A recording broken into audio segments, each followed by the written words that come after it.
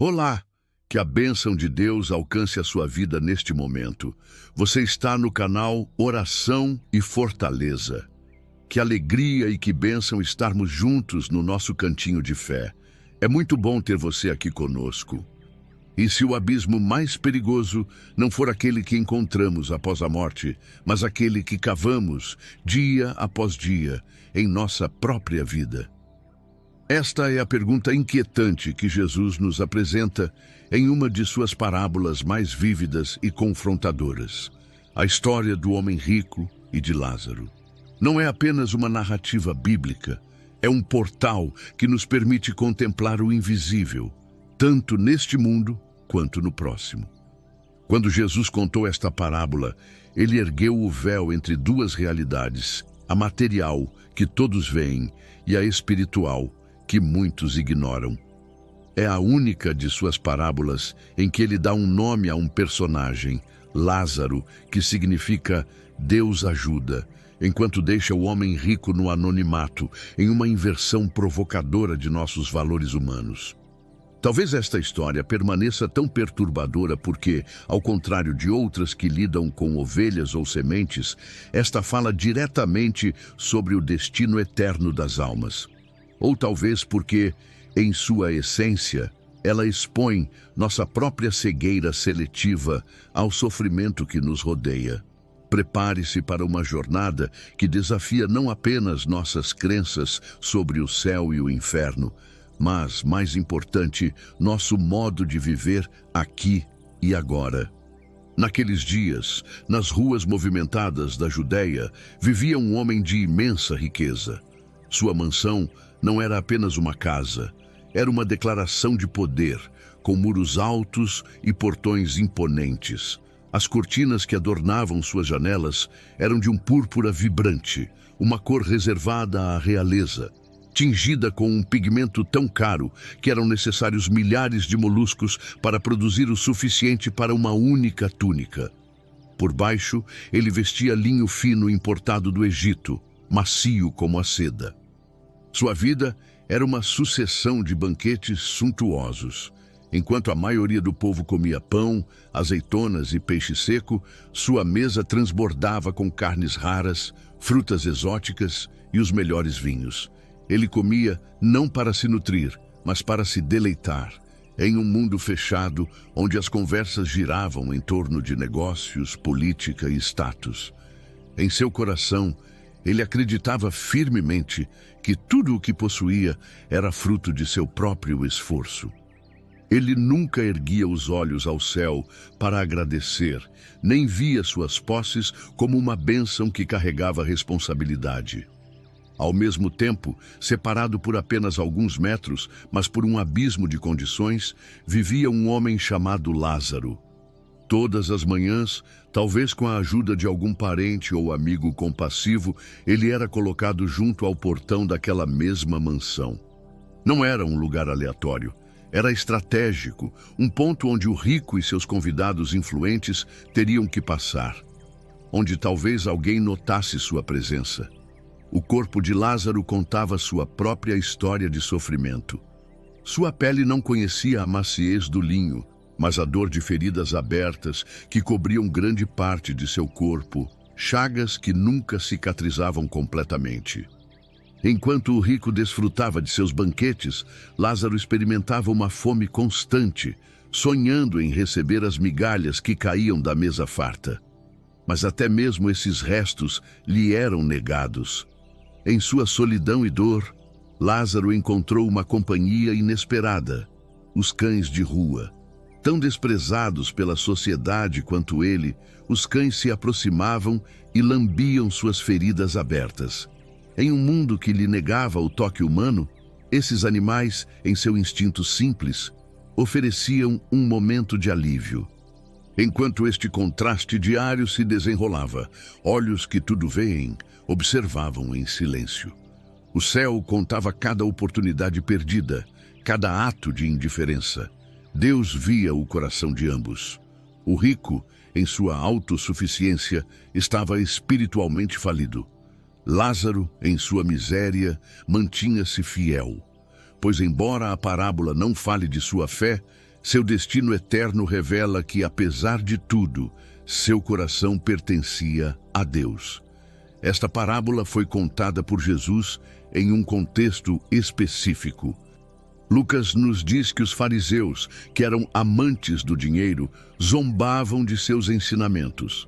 A história era um espelho para eles e para uma sociedade que havia normalizado a indiferença, avaliando as pessoas por critérios superficiais. Então, um dia, a morte, o visitante inevitável, chegou para ambos. Para Lázaro, foi o fim de uma vida de sofrimento. Seu corpo, finalmente livre da dor, foi deixado para trás. Mas sua alma, que o mundo havia ignorado, recebeu a mais alta das honras. Uma escolta de anjos o carregou para o seio de Abraão. Uma expressão judaica para o lugar de honra e intimidade no banquete celestial. Aquele que implorava por migalhas, agora se assentava à mesa do reino. Em seu próprio tempo, a morte também visitou o homem rico. Suas riquezas não puderam suborná-la, seus médicos não puderam detê-la. Ele certamente teve um funeral elaborado, com lamentos profissionais e um túmulo caro para marcar sua memória. Mas após o sepultamento, sua alma despertou em um lugar drasticamente diferente. Ele se encontrou no Hades, um lugar de tormento.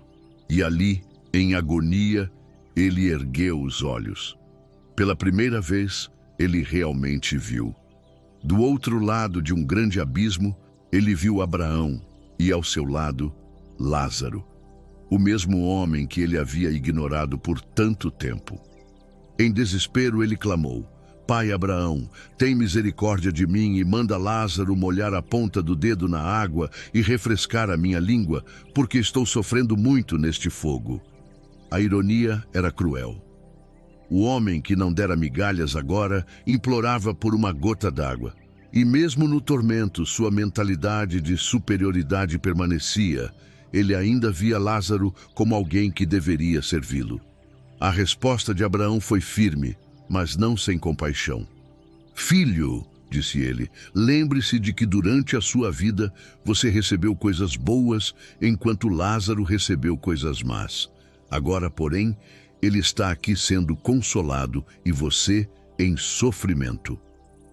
Não era uma vingança, mas a consequência natural das escolhas feitas.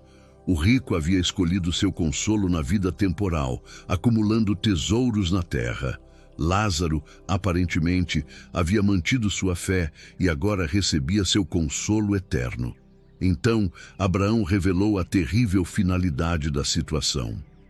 E além disso, entre nós e vocês há um grande abismo, de modo que os que querem passar daqui para vocês não podem, nem os que estão aí podem passar para nós. O abismo que o rico havia criado em vida com sua indiferença agora se tornara uma barreira eterna e intransponível. Percebendo que seu próprio destino estava selado, o homem rico teve um lampejo de preocupação por outros.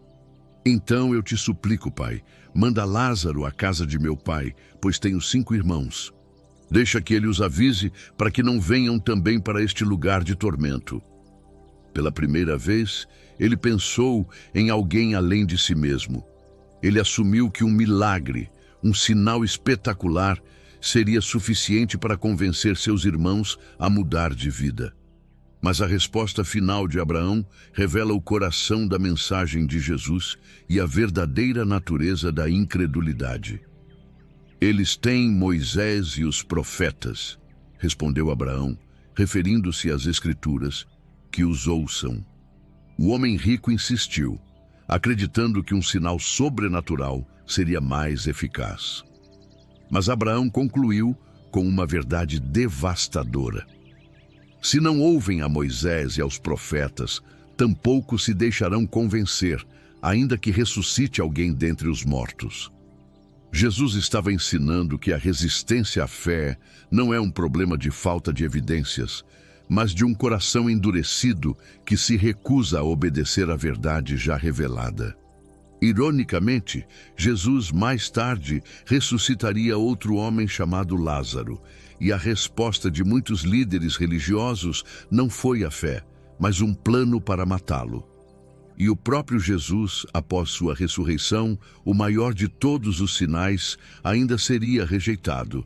A parábola, no final, é um espelho para nós. O rico é anônimo porque ele pode ser qualquer um de nós. O Lázaro à nossa porta pode ser um vizinho necessitado, um colega de trabalho solitário ou um membro da família que sofre em silêncio. A história nos chama a fechar o abismo da indiferença agora, com atos de compaixão, generosidade e amor, usando os recursos que Deus nos confiou para sermos ricos para com Ele, antes que o abismo se torne eterno. A parábola de Jesus é um chamado para abrirmos nossos olhos para os Lázaros à nossa porta. Se esta história tocou seu coração e despertou em você o desejo de viver uma vida de compaixão e com um foco na eternidade, declare seu compromisso nos comentários. Senhor, abre os meus olhos.